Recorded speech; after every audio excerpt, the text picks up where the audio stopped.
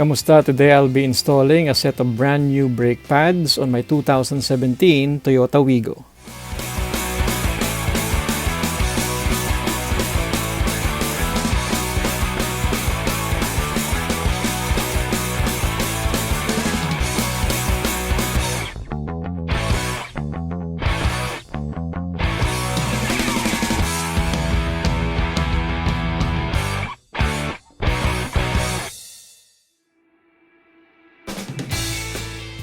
We'll be using a set from an Australian-based company. In this video, I'll only show you the process on the front left disc brake. You can pretty much apply the same steps on the other side. We need to loosen the lug nuts using a 21mm deep socket and a 15-inch flex handlebar. Lift this side of the vehicle by using either a scissor jack or a crocodile floor jack. If the wheel is no longer touching the ground, slide in the jack stand. Ibaba lang natin ng konti ang scissor jack but don't remove it under our Wigo. Let's now take out the lug nuts from the studs and remove the tire.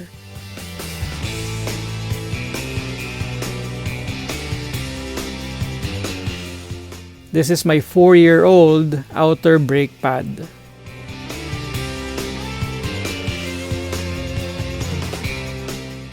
We're now ready to loosen the upper and lower caliper guide pins using a 14mm socket and a medium-sized wrench. It doesn't really matter which guide pins would you like to pull out first, as long as you can get both of them out of those rubber boots.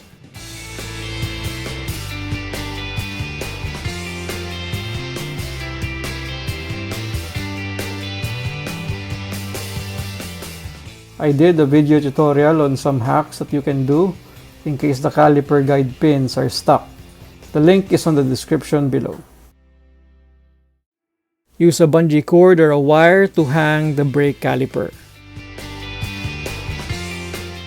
Remove the assembly like so, then hook it at the end of the cord.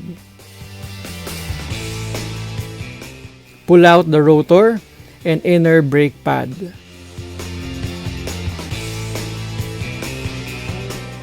We're using a flathead screwdriver to get the old outer pad.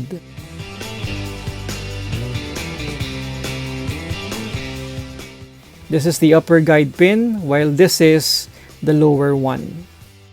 Let's clean these things using a clean rag, then we'll put some silicone paste to lubricate them.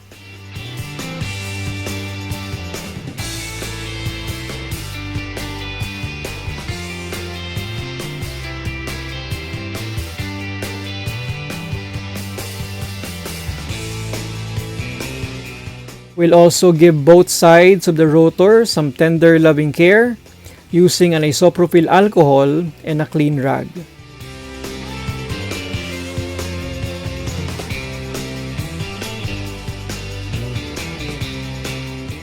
Using the Bendix pad, we need to install this clip.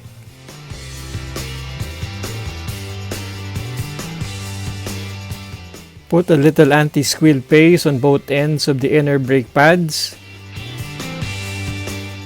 Also, we need to transfer some hardware from the old inner pad to the new one.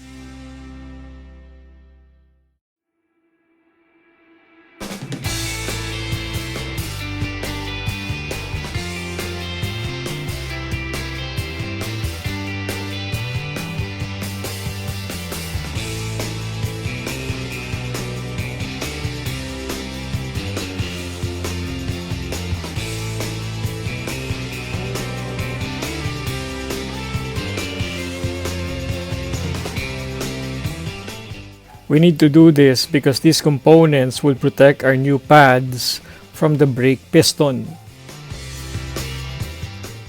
Transfer the hardware from the old outer pad to this aftermarket product.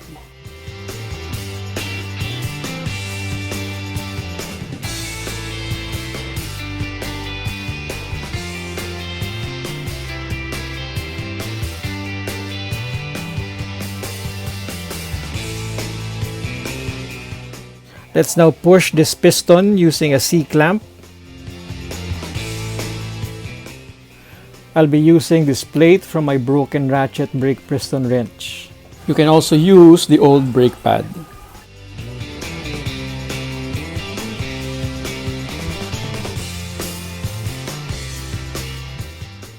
If we will not do this, we will not be able to install the caliper on the rotor.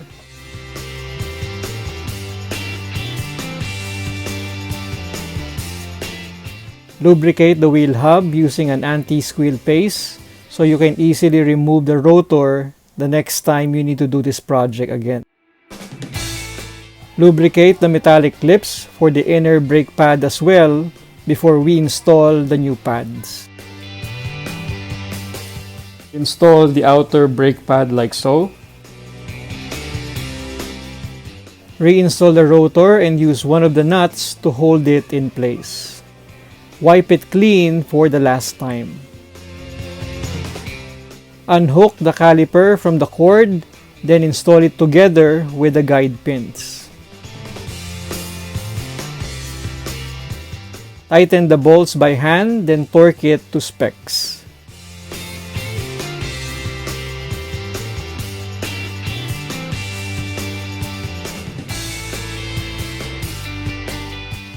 Let's not forget to remove the cord from the coil spring so we can put back the wheel.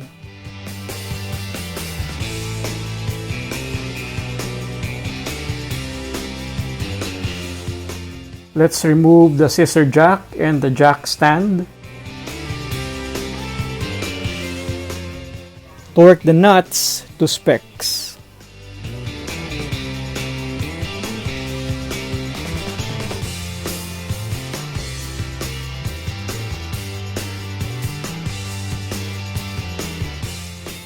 Pump the brake pedal until you feel that it's back to normal.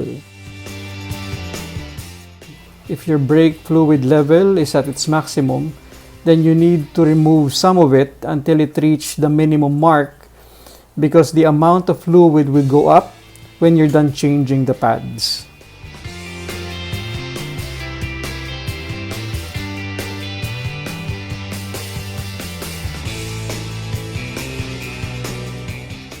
We need to do the same steps on this side of our hatchback before we can go for a test drive.